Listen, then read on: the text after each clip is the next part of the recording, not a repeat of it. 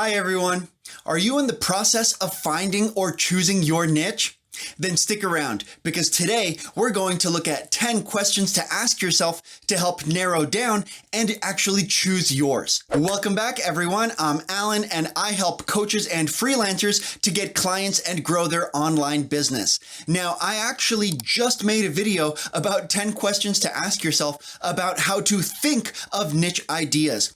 But this video is a little bit different. Now we're going to look at 10 questions to ask yourself to actually narrow down from all those hundreds of ideas I'm sure that you have and to actually choose your finalist. Now, probably the most important question to ask yourself when choosing your niche, or pretty much when starting or growing any business, is who are you targeting and what do they want? So I'm guessing you probably already have an idea about this, but just in case you don't, definitely check out my video here or in the description below. So anyway, let's go ahead and jump right in to 10 questions to ask yourself to help narrow down and choose your niche. So the first question to ask yourself to help choose your niche is kind of a two-parter, which is one, what do you already have experience and skills with? And kind of the second half of this is that even if you don't have those skills, which ones would be easy to acquire those skills and that knowledge?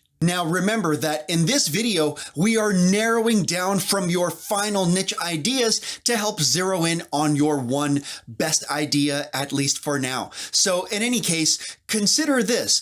Which out of these, let's just assume that you have 5 finalists, 5 final ideas that you are torn between. How much experience, how many skills do you have in each one of those topics? Now, you might be passionate about one of them, but maybe you know nothing about it. On the other hand, maybe you are not passionate at all about one of your other final ideas, but you have tons of experience and skills in it.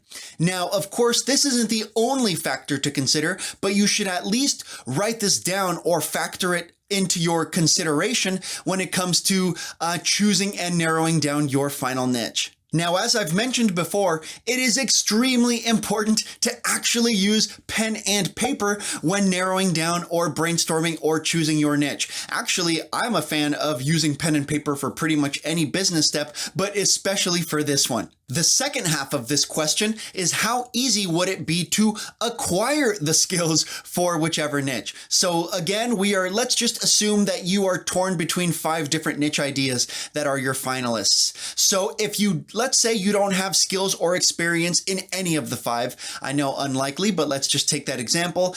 If you don't have experience in it, or even if you do, how easy would it be to get more experience or more skills or pretty much anything like that in each one of those final ideas? The next question to ask yourself, which actually might be the most important one that we're looking at today, is when you're looking at your audience, how desperate or how irrationally passionate are they? Now, I know that desperate may not have been the best words to choose here, but just keep in mind how urgent is the problem that they are trying to solve. So for example, if your niche is toothaches, that's actually a very good niche because that is extremely urgent. That's extremely desperate, which means that if somebody's tooth is hurting a lot, they are pretty much willing to pretty much go to anyone to spend almost any amount of money to solve that problem. Now, that's pretty much what we are going for here, is we are looking for an audience who is desperate, who has an urgent problem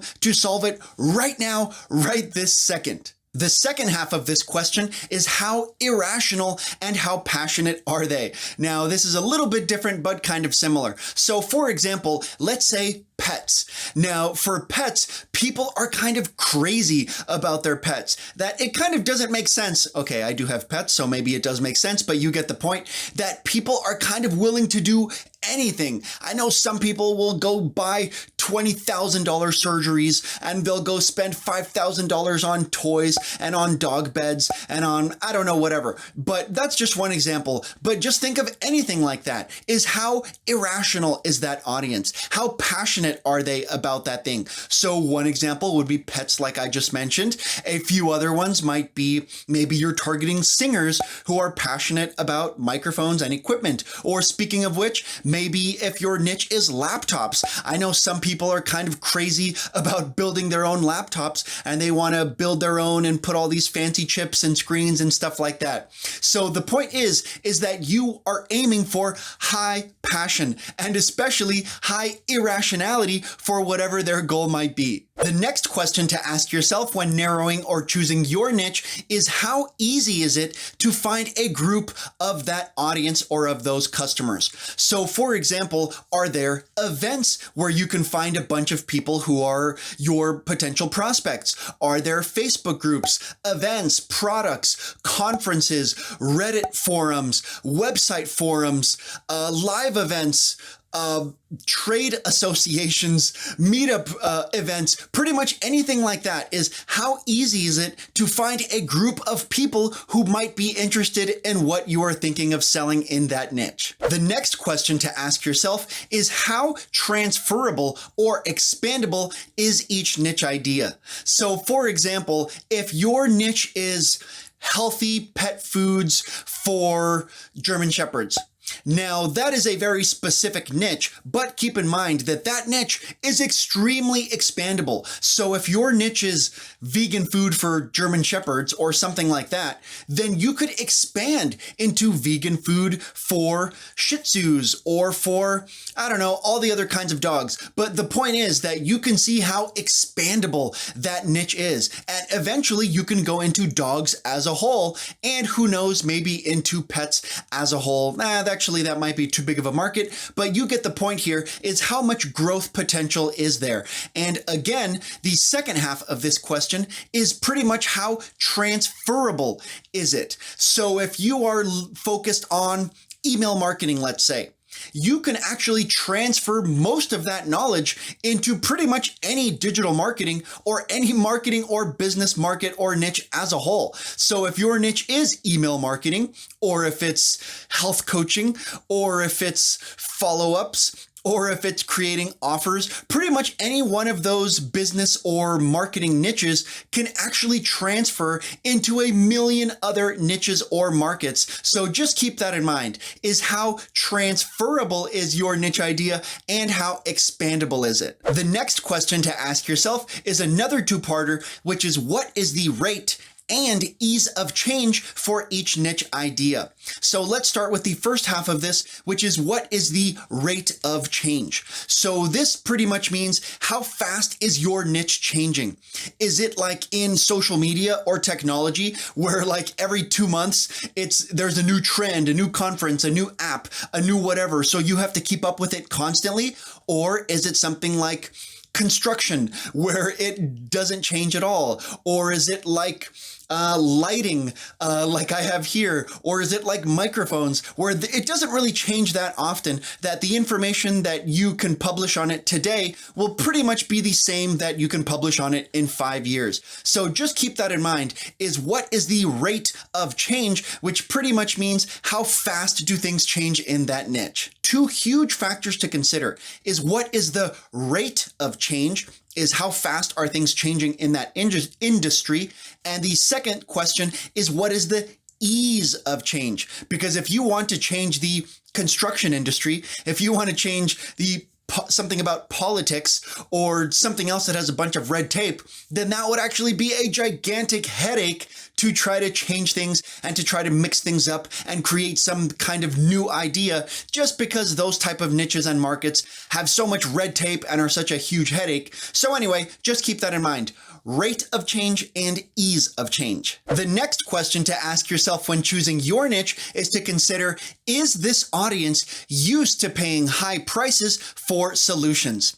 Now, if you're selling services, then generally high ticket means $3,000 and up. But if you're selling products, then there's a little bit more variation depending on what you're selling. Now, you guys may know that I am a huge fan of high ticket selling pretty much as a whole. So if you want to know more about how and why to charge high ticket, then definitely check out my video here. But in any case, ask yourself, is this audience used to paying a lot of money to solve their problems, to pursue this passion or this niche or this interest and so forth? Now, I know that marketers, businesses, entrepreneurs, probably most of them are kind of obsessed with lowering their prices because they think that will get more sales and revenue in the door. But the short story is that that is just not true. So anyway, the point here is that most people, like I just said, most businesses go for the bottom of the barrel, which also means that's where the most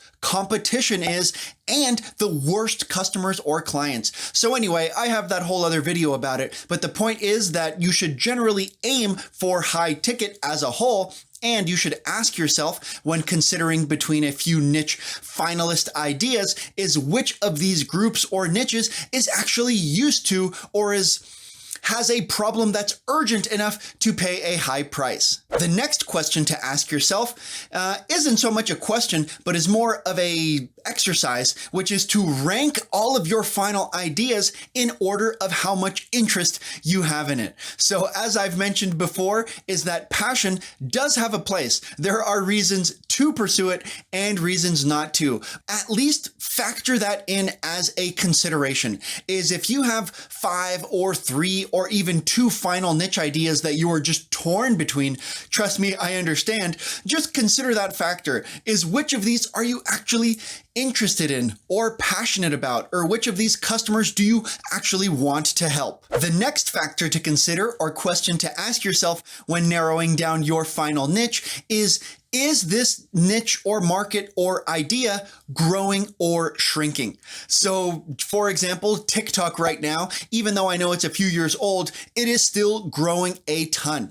On the other hand, if you are thinking of getting into Instagram or Facebook marketing, then I'm not saying there's no money or opportunity in that, but as a whole, those things are going down. So anyway, that's not to put you off of any ideas, but at least consider that factor. Is when you're looking at your final niche ideas, just factor that in and especially write it down. Is this niche, is this market growing or is it shrinking, and at what rate? The next question to ask yourself, which is extremely important when choosing your next niche, is how many alternatives and competitors do I have in this niche? Now, this is another two-parter, so let's start with the competitors. So if you are selling cars, let's say, to get an easy example here, let's say you want to sell Toyota cars. Now you have, I don't know, however many other car brands there are. Let's say, depending on which kind of car you're trying to sell, well, actually, no, let's zoom in here. So if you want to sell an SUV, how many other SUV brands or models are there? Or if you want to sell a Toyota, how many other car brands are there in your market or in the country that you're going for? Now that is direct competitors. Actually, I'll throw in another example that's probably more relevant to you. So if you are a health coach or a personal trainer or fitness trainer or whatever those people are called at the gym, how much competition do you have? Well, if you're a personal trainer at the gym, then a ton. So just keep that in mind, is how much competition, how many competitors do you have in that specific niche?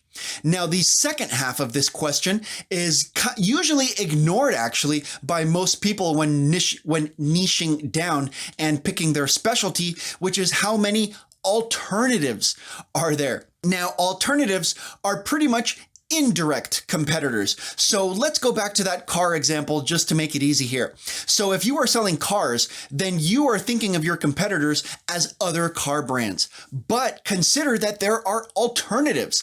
So if somebody needs transportation, let's say, which is why people buy cars, how many alternative options are there? Maybe people want to use a bike, or maybe people want to work from home and not drive at all, or people are getting into Ubers. If they get super cheap and if they go electric, then then there would be no point to own a car. So just keep that in mind. Those are two extremely important factors. And I'll throw in another example here for the alternatives. So if you are a personal trainer, let's stick to that. So if somebody wants to lose weight or gain muscle or whatever. Now, if you're a personal trainer, you might consider your competitors to be another gym or another personal trainer. And yes, that makes sense. But you should also consider your alternatives, which are other solutions to that problem. So maybe there are work from home options. There are YouTube videos where people can train themselves. There is home gyms. There are regular gyms. There are dance classes. There are Peloton, or however you pronounce those bikes. So just keep that in mind, that you should always consider your direct competitors, and maybe even more so your indirect competitors or alternatives.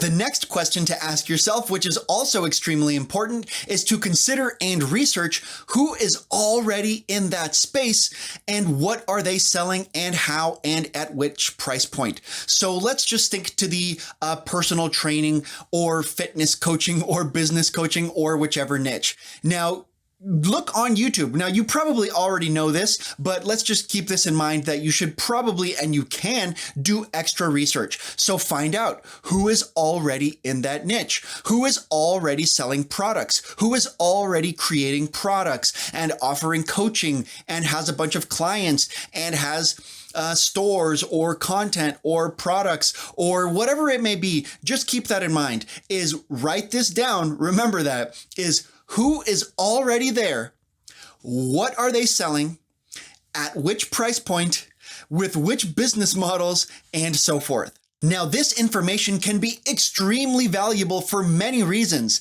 So one of the reasons can be to show you what are people in that industry interested in receiving, in buying. So if you are in personal training, let's say, then maybe people want one-on-one contact, or maybe you realize people don't and they want to work from home, or you realize something else like that. So, or if you realize everybody is doing one thing, maybe you want to differentiate yourself by doing the opposite or something different. So whether you want to join the pack or separate yourself from the pack, it is extremely important to actually do research. I know everybody says they're going to do this, but nobody does, is actually research and write it down, is who is already in each one of those niche spaces. What do they sell at which price point, with which business model, which offerings do they have? What do their packages look like, and everything like that. And as always, the absolute best way to choose your final niche is to hit the like button and subscribe below. For more content like this, it does help a lot. For more help finding your niche, then definitely grab my free 5 steps to find your perfect niche below, or I also have a Find Your Niche workbook, which may help you as well. Well, that wraps us up for today. Thanks everyone for stopping by, and I'll see you on the next one.